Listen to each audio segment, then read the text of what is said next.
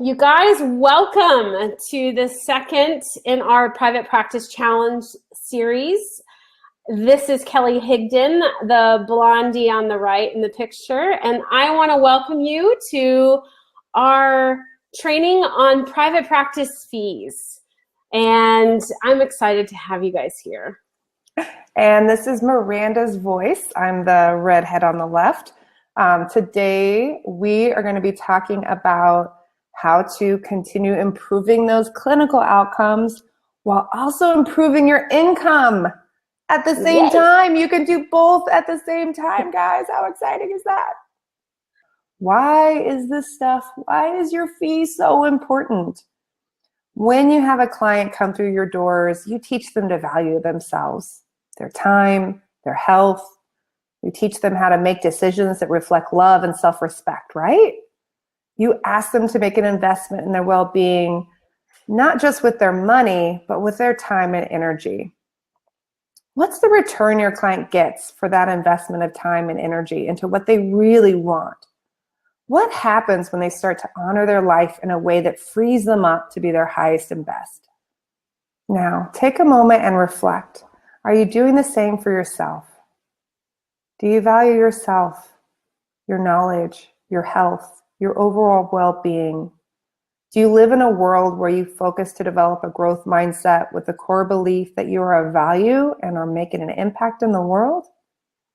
How does valuing yourself show up in your work? It shows up in how you take care of yourself on all levels so you can do this great work. And today we're going to talk about how it shows up in your time and your fee. We start out of the gate overworked, going to school full-time, working at unpaid or low-paid placements, maybe even with an additional full-time job to pay the bills. We're often taught to do as much as possible with as little as possible, and how to continually lower our standards based on the system that we work within. This dynamic often becomes our norm that sets the standard for what our career should be like. But is this really how it's meant to be? So many professionals end up working tons of hours, taking on a lot of clients so they can pay the bills or even just gather hours for free. They see more clients than they can realistically keep track of, much less do focused, impactful therapy with. They end up feeling more and more stressed, less rested, less passionate, more guilty, more burned out, and not getting great outcomes. This isn't why you're in practice, is it? This isn't you feeling like you're doing your highest and best work, is it? No, it's a vicious cycle. And this is the cycle which leads to our profession being one of the worst paid master's degrees. When did caseloads of 40, 50, or 100 become the norm? What therapy pioneer getting great outcomes is seeing 35, 40, or 50 clients a week and living a balanced life? When did things shift that a private 45 to 50-minute psychotherapy session is appropriate to reimburse at less than $35 an hour by an insurance company? It's happening in 2019. Therapists are accepting these reimbursements and fees even though they can't live on it while sustaining good work. They are charging fees that aren't sustainable, and other therapists are looking to them to see what's appropriate to charge.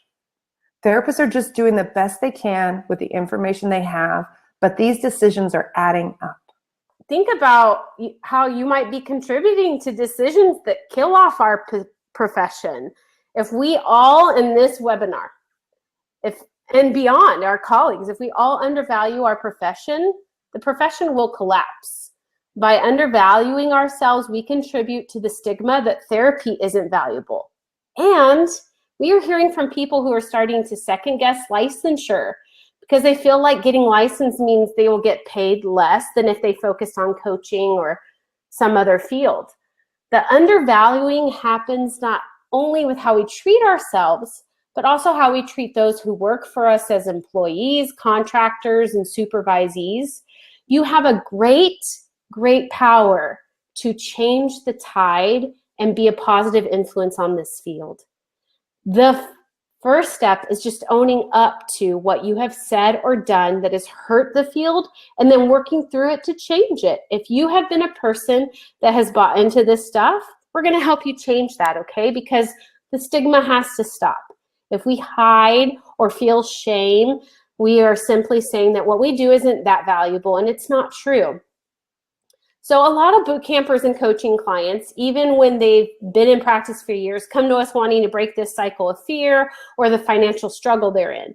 But they don't want to look at the fee that they're charging, even though it's the main reason they're stuck in the first place. They usually want to up their hours or to make more income before they'll look at the fee. They want to see more clients. Or they want to talk about passive income streams, right? Like, I want to add something else that'll buffer by doing these other projects and doing more work, though they're already tapped.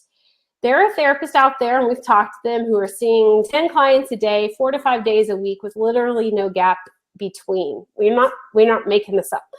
And they do 45-minute sessions back to back, and they're doing this to maximize how much they can make in the time they have. But how do you really ensure great documentation? When do you go to the bathroom or have a snack? And when do you have time to just reflect and explore how to improve your work with clients? There are also really well-meaning therapists who fall asleep in session. They're tired. Therapists who can't remember their clients from session to session. Why? Because they're trying to do more than their body can handle. I don't think that they're inherently bad therapists, at least I hope not, but I really believe every client deserves to have your highest and best services. Right? This all has a huge impact on the clinical outcomes as well. When you don't value your business, when you diminish your value, you and your clients lose out.